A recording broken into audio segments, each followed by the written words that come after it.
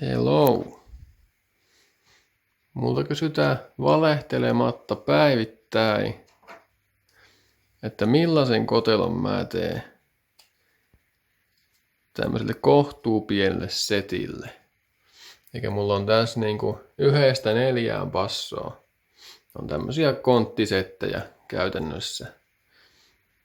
Mitä multa nyt kysytään erittäin usein, niin tuossa tää aeroportti on toinen, mutta kautaan sen nyt myöhemmin sitten. Niin mulla on tässä tämmösiä omasta mielestä hyvin toimivia peruskoteloita, minkälaisia mä itse tekisin. Tai niin itelle, ne on tosiaan itelle tekisin. Eli tässä ihan ensimmäisenä nämä on kaikki kuvattu takapäin. Eli periaatteessa niin jos olisi kontin luukku auki, niin sillä periaatteella. Eli tässä ekana on nyt tämmönen perus taaksepäin ampuva kotelo. Eli tämä isompi pallukka, se tarkoittaa passoa ja tuo aeroportti tuo pienempi. Ja tämä 4 on kotelo. Eli tämä on niin kuin taaksepäin ampuva tämmönen, millä on passo ja portti samalla seinällä. No tässä on täysin sama, mutta ylöspäin ampuvana. Yleensä tämä soi paremmin, mikä on taaksepäin ampuvana, jos sen saa vaan järkevillä mitoilla tehtyä. Sitten tässä on tämmöisiä sivulle päin ampuvia. Passo taakse tai ylös. Eli tuossa on niinku ne periaatteessa vaihtoehdot.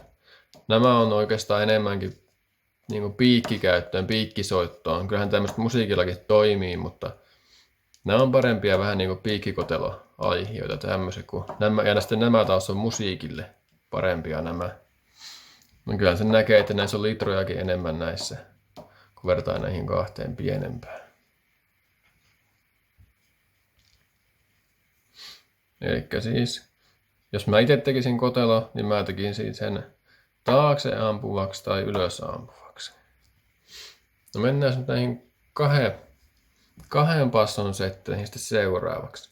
Elikkä täällä on taaksepäin ampuva 2 passon setti, missä on aeroportti keskellä. Eli taas kaikki samassa levyssä, kaikki taaksepäin osoittaa. Tässä on toinen samanlainen, mutta se on vaan ylöspäin ampuvana. Sitten tässä olisi tämmöinen 3. vaihtoehto, mitä mä itse suosittelen. Eli 2 passoa vierekkäin ja sitten niiden vieressä on sitten portti. Eli tästä tulee ongelmia, tai mitä mä itse olen kokeillut, niin nämä passot heiluu eri määrä. Toinen heiluu enemmän kuin toinen näistä tässä vaihtoehdossa. Eikä mä itse ainakaan tämmöistä suosittelisi tekemään. Eli ehdottomasti mä pistäisin tähän keskelle tuon putkeen sieltä tai portin, mitä nyt ikinä halukaan käyttää. Mä nyt käytän tässä vaan putkia tässä esimerkistä on mun mielestä niin kuin selkeämpi. Näin niin kuin, tai ainakin niin kuin näin selityksen kannalta. Eli jatketaan tästä sitten 4 passon setistä. No tässä mä itse käyttäisin 4 passon setissä jo 8 tuuman aeroporttia. Eli tässäkin mä käyttäisin vaan tavallaan yhtä porttia kumminkin. Voisin siihen periaatteessa 2 laittaa. Niin kuin voisin näihinkin laittaa 2. Näihin kaikkiin, jos tahtoisi näihin koteloihin. Mutta yksi portti toimii paremmin kuin 2 omasta mielestä. Eli mulla on tässä niinku 2 passoa ylhäällä ja 2 takana. Sitten tässä on sitten portti vielä taaksepäin ampuva. Eli jos haluaa 4 passoa, niin tämä on mun mielestä se paras vaihtoehto, jos haluaa saada lukua hyvin pihalle. Ja tässä on toinen, jos ei vaan sovi mitenkään taaksepäin ampuvaksi, niin tekee sitten vaan ylöspäin ampuvaksi. Niin. Ja tästä mä tosiaan suosittelisin jo 8 tuuman aeroporttia. Toki jos vaikka ne olisi 10-tuumaiset passot tai niin se kyllä toimisi varmaan vielä 6:llakin ihan tarpeeksi hyvin, mutta jos ne olisi 12 tai isompia, niin mä laittaisin varmaan tuonne 8 sitten jo. No sekin riippuu taas tilanteesta aivan ja litroista ja kaikista muista. Mä en tähän selitykseen litroja sekoita ollenkaan. Voin mä jotain kertoa lopuksi vähän, että mitä mä voisin suositella, mutta kumminkin. Ja sitten mennään tähän hengitystilaan. Eli tässä nyt aeroportti on jonkun kotelon sisällä. Mä itse tykkään käyttää 6 tuuman aeroportilla minimissään 8 sentin hengitystilaa. Sitten 8 tuuman aeroportilla minimissään 12 senttiä. Tai 10 senttiäkin menisi kyllä vielä, jos haluaisi olla oikein tarkka, niin 10 senttiäkin voisi tuossa mennä vielä, mutta mä itse tykkään käyttää 12. Ja tällä ulkopuolella mä oon itse huomannut toimivaksi 5-30 senttiä.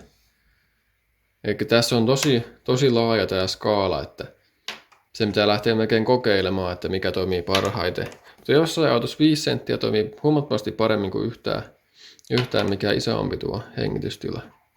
Että se on niinku ihan autokohtainen asia kyllä tämä. Jos näitä litroja vielä vähän mietittäisiin koteloista, niin jos niinku lähdetään, tai se riippuu ihan tekeekö piikkikoteloa vai niinku musiikille, niin sen takia näistä ei oikein voi sanoa mitään niinku tiettyjä litroja. Ja passokin kumminkin vaikuttaa loppujen lopuksi niihin litroihin niinku jonkun verran. Mutta jos perus 10-tuumaiselle tekee refleksiputkia tai refleksiputkella kotelo yhdelle 10-tuumaiselle passolle, niin mä lähtisin liikkeelle jostain ehkä 40 litrasta. Voisi olla pienempikin. Sitten 12-tuumaiselle 60 litraa.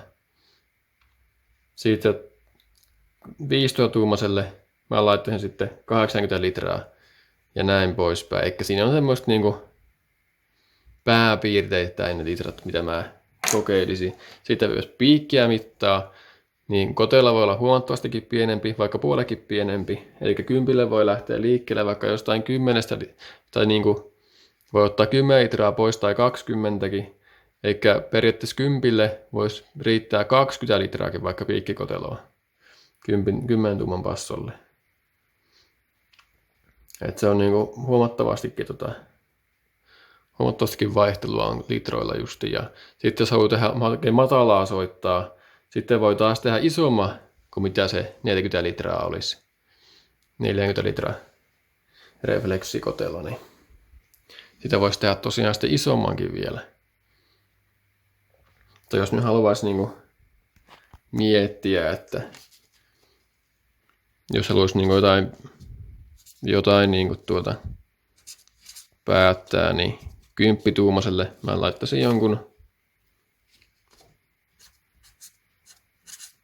40 litraa, sitten 12-tuumaiselle 60 litraa, 15-tuumaiselle 80 litraa. Ja siinä olisi niinku ne, mistä mä itse lähtisin varmaan niinku hakemaan niitä litroja. Ja nuo on ihan niinku tommoset toimivat musiikille. No joo, tässä nyt oli tämmöstä selitystä. Kun mä en tosiaan jaksa näitä kaikille selittää yksitellen, niin mä selitän tästä nyt kaikille. Ja sitten jos aletaan tekemään niinku yli 4 passon settejä, niin sittenhän ne on jo semmoisia kompromisseja, että niistä mä en viitti aikaa selittää mitään, kun niissä aina luvullisesti tulee ongelmia, että miten ne toimii. Mutta niistä voi kyllä kysellä, jos joku tahtoo. Yleensä kun tekee tämmöisiä monen passon koteloita, niin laittaa passot vaan sinne, mihinkä mahtuu järkevästi ja sitten toivoo, että toimii. Se portin paikka on kuitenkin tärkeä, että se kannattaa olla mahdollisimman takana kotelossa. Mutta joo, nyt saa riittää nämä selitykset. Morjens!